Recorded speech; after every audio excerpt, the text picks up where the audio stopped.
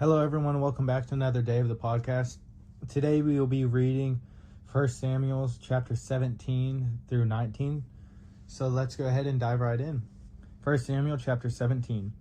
Now the Philistines gathered their armies together to battle, and were gathered at Soko, which belongs to Judah. They encamped between Soko and Azekah and Ephes-dammim.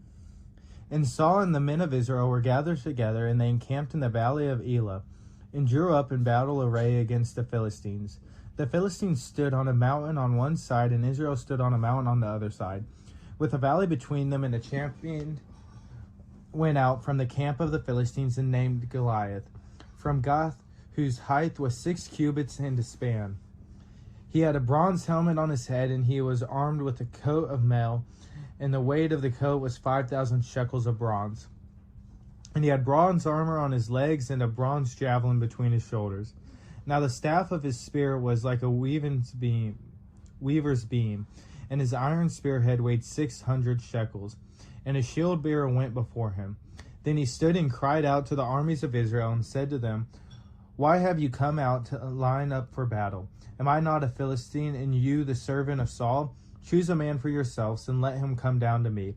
If he is able to fight with me and kill me, then we will be your servants. But if I prevail against him and kill him, then you shall be our servants and serve us." And the Philistines said, "I defy the armies of Israel this day. Give me a man that we may fight together." When Saul and all Israel heard these words of the Philistine, they were dismayed and greatly afraid. Now David was the son of the Ephrathite of Bethlehem, Judah, whose name was Jesse, and whose had 8 sons, and the man was old, advanced in years, in the days of Saul. The 3 oldest sons of Jesse had gone to follow Saul to the battle. The names of the 3 sons who went to the battle were Eliab, the firstborn, next to him Abinadab, and the third Shammah. David was the youngest, and the 3 oldest followed Saul. But David occasionally went and returned from Saul to feed his father's sheep at Bethlehem. And the Philistine drew near and presented himself 40 days, morning and evening. Then Jesse said to his son David, "Take now for your brothers an ephah of this dried grain and these 10 loaves, and run to your brothers at the camp. And carry these 10 cheeses to the captain of their thousands, and see how your brothers fare, and bring back news of them." Now Saul and they and all the men of Israel were in the valley of Elah, fighting with the Philistines. So David rose early in the morning, left the sheep with a keeper, and took the things, and went to Jesse, as Jesse had commanded him. And he came to the camp as the army was going out to fight and shouting for battle.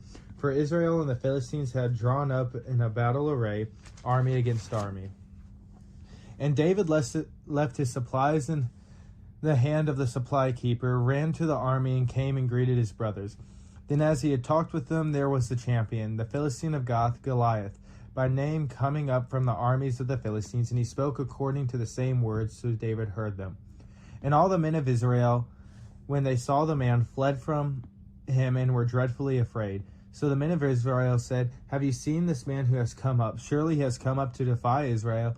And it shall be that the man who kills him, the king will enrich with great riches, will give him his daughter, and give his father's house exemption from taxes in Israel."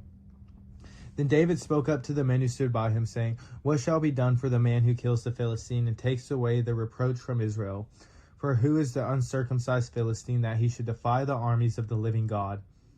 And the people answered him in this manner, saying, "So shall it be done for the man who kills him." Now Eliab, his oldest brother, heard when he spoke to the men, and Eliab's anger was aroused against David. And he said, "Why did you come down here? And with whom have you left those few sheep in the wilderness? I know your pride and your insolence of your heart, and you have come down to see the battle." And David said, "What have I done now? Is there not a cause?"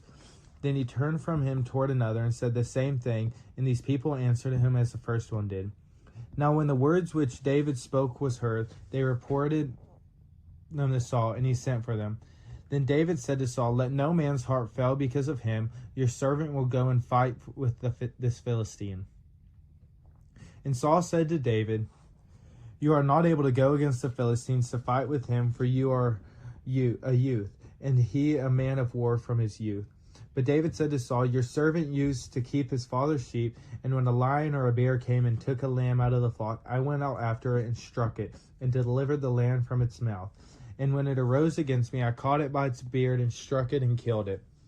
Your servant has killed both lion and bear, and this uncircumcised Philistine will be like one of them, seeing if he has defied the armies of the living God. Moreover, David said, the Lord who delivered me from this paw of the lion, and from the paw of the bear, he will deliver me from the hand of this Philistine. And Saul said to David, go, and the Lord be with you. So Saul clothed David with his armor, and he put a bronze helmet on his head, and he also clothed him with a coat of mail. David fastened his sword to his armor and tried to walk, for he had not tested them. And David said to Saul, I cannot walk with these, for I have not tested them. So David took them off. Then he took his staff in his hand, and he chose for himself 5 smooth stones from the brook, and put them in a shepherd's bag and a pouch which he had, and his sling with his hand, and he drew near to the Philistine. So the Philistine came and began drawing near David, and the man who bore the shield went before him. And when the Philistines looked about and saw David, he disdained him, for he was only a youth, ruddy and good-looking. So the Philistine said to David, am I a dog that you come to me with sticks? And the Philistine cursed David by his gods. And the Philistine said to David, come to me, and I will give your flesh to the birds of the air and the beasts of the field. Then David said to the Philistine, you come to me with a sword, with a spear, and with a javelin, but I come to you in the name of the Lord of hosts, the God of the armies of Israel, whom you have defied. This day the Lord will deliver you into my hand, and I will strike you and take your head from you. And this day I will give the carcass of the camp of the Philistines to the birds of the air and the wild beasts of the earth, that all the earth may know that there is a God in Israel. Then all the assembly shall know that the Lord does not save with sword and spear, for the battle is the Lord's, and he will give you into our hands. So it was when the Philistine arose and came and drew near to meet David, that David hurried and ran toward the army to meet the Philistine. Then David put his hand in his bag and took out a stone, and he slung it and struck the Philistine in his forehead, so that the stone sank into his forehead, and he fell on his face to the earth. So David prevailed over the Philistine with a sling and a stone, and struck the Philistine and killed him. But there was no sword in the hand of David. Therefore David ran and stood over the Philistine, took his sword and drew it out of its sheath, and killed him, and cut off his head with it. And when the Philistines saw that their champion was dead, they fled. Now the men of Israel and Judah arose and shouted, and pursued the Philistines as far as the entrance of the valley, and to the gates of Ekron. And the wounded of the Philistine fell along the road to Sha'araim, even as far as Gath and Ekron. Then the children of Israel returned from chasing the Philistines, and they plundered their tents. And David took the head of the Philistine and brought it to Jerusalem, but he put his armor in his tent. When Saul saw David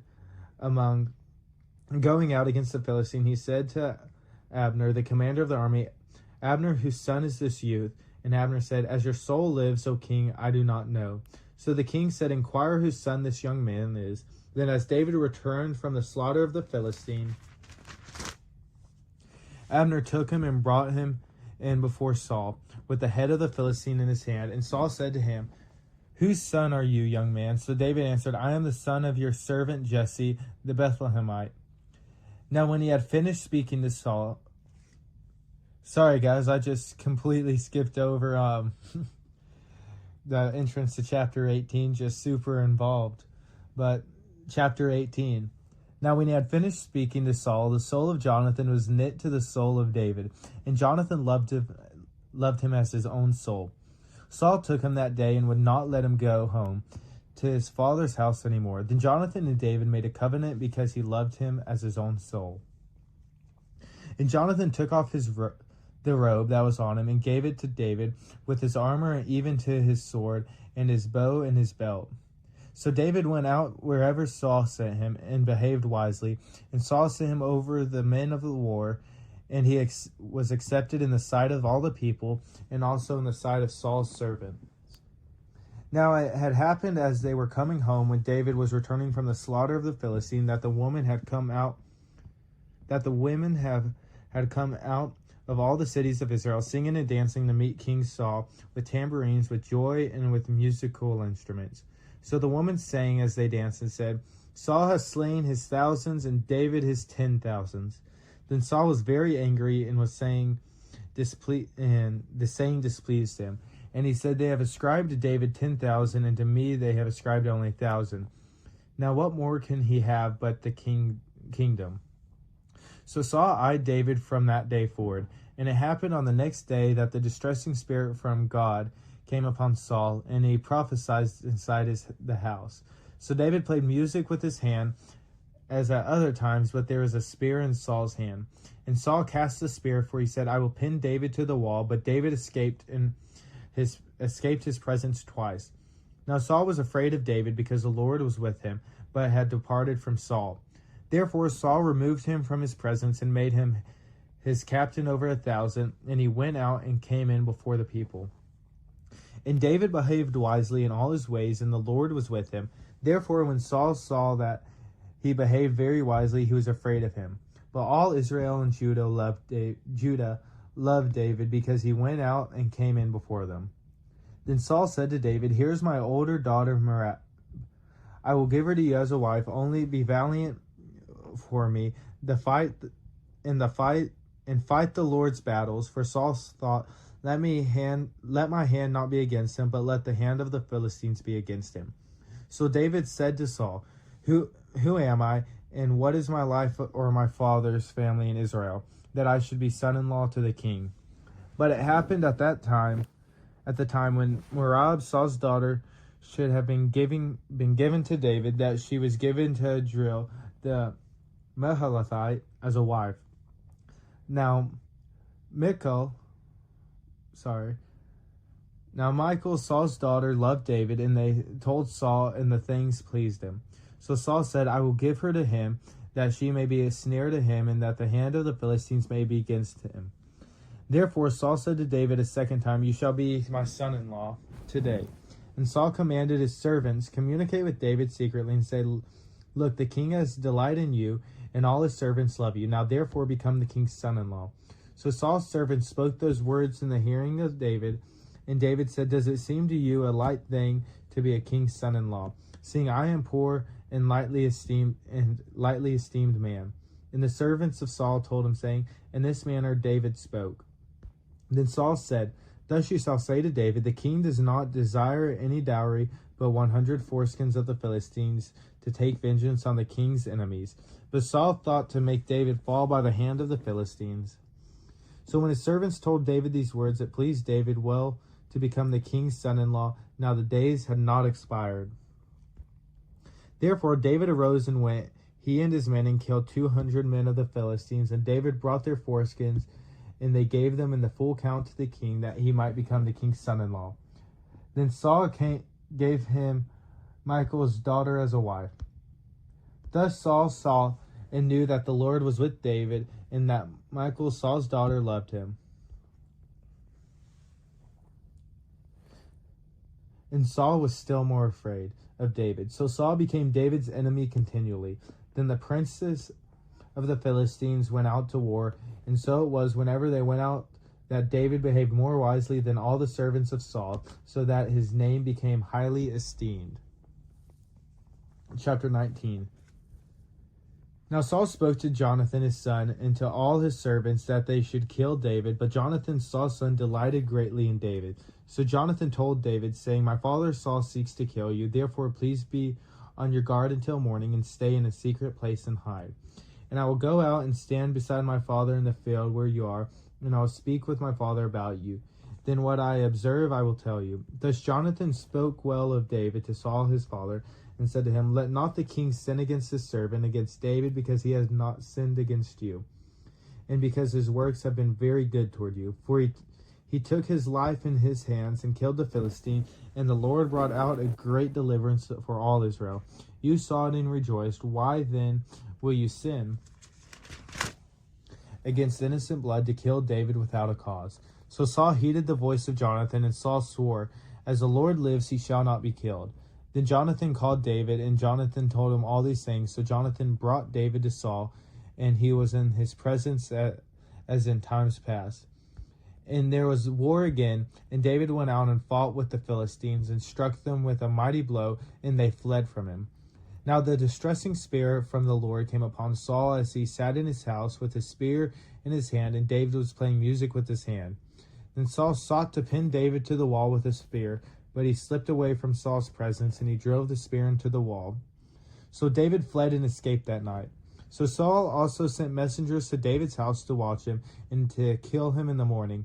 And Michal, David's wife, told him, saying, "If you do not save your life tonight, tomorrow you will be killed." So Michal let David down through a window, and he went and fled and escaped. And Michal took an image and laid it in the bed, put a cover of goat's hair for his head, and covered it with clothes. So when Saul sent messengers to take David, she said, "He is sick." Then Saul sent the messengers back to see David, saying, "Bring him to me in the bed, that I may kill him." And when the messengers had come in, there was the image of the bed with a cover of goat's hair for his head. Then Saul said to Michal, "Why have you deceived me like this, and sent my enemy away so that he has escaped?" And Michal answered Saul, "He said to me, 'Let me go. Why should I kill him? Why should I kill you?'" So David fled and escaped and went to Samuel at Ramah and told him all that Saul had done to him. And he and Samuel went and stayed in Naioth. Now it was told Saul staying, "Take note, David is at Naioth in Ramah." Then Saul sent messengers to take David, and when they saw the group of prophets prophesying and Samuel standing as leader over them, the Spirit of God came upon the messengers of Saul, and they also prophesied. And when Saul was told, he sent other messengers, and they prophesied likewise. Then Saul sent messengers again the third time, and they prophesied also. Then he also went to Ramah and came to the great well that is at Seku. So he asked and said, "Where are you, Samuel and David?" And someone said, "Indeed, they are at Naioth and Ramah." So he went there to Naioth and Ramah. Then the Spirit of God was upon him also, and he went on and prophesied until he came to Naioth and Ramah. And he also stripped off his clothes and prophesied before Samuel in like manner, and lay down naked all that day and all that night. Therefore they said, "Is Saul also among the prophets?"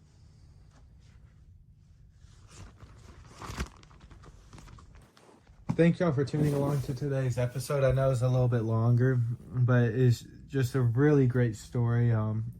Being able to dive into the Word of God and hear about David and Goliath and all of this. And y'all even saw it. I just kept reading, forgot to let y'all know that we're on a new chapter for those of y'all listening in. But if y'all don't mind, please bow your head and we will finish up in prayer. Dear Lord, as we come to you today on this beautiful day, we just come again and want to tell you how blessed and thankful we are, and how every single day that we feel your love and presence working within us to allow us to be better individuals, better people, Lord, and better Christians. I ask that as we finish up this weekend that you continue to bless us and give our body your healing hands, and just allow our spirits to be at rest with you, Lord, and to just allow our minds and bodies to heal and energize and just fully recover, Lord. I also ask that you continue to be with all of those out fighting their own battles, and be with Emma Lemaire and her family, as well as Tim Dowell and his family in their time of need, and that you just watch over and protect them, Lord, and that you give us an abundance of opportunities to spread your faith with all of those around us, and to build and grow and lift each other up, Lord, and to just love one another as you love us. And it's in your name we pray. Amen. Thank y'all again for tuning in to today's episode. Y'all have a good one, and I will see y'all tomorrow.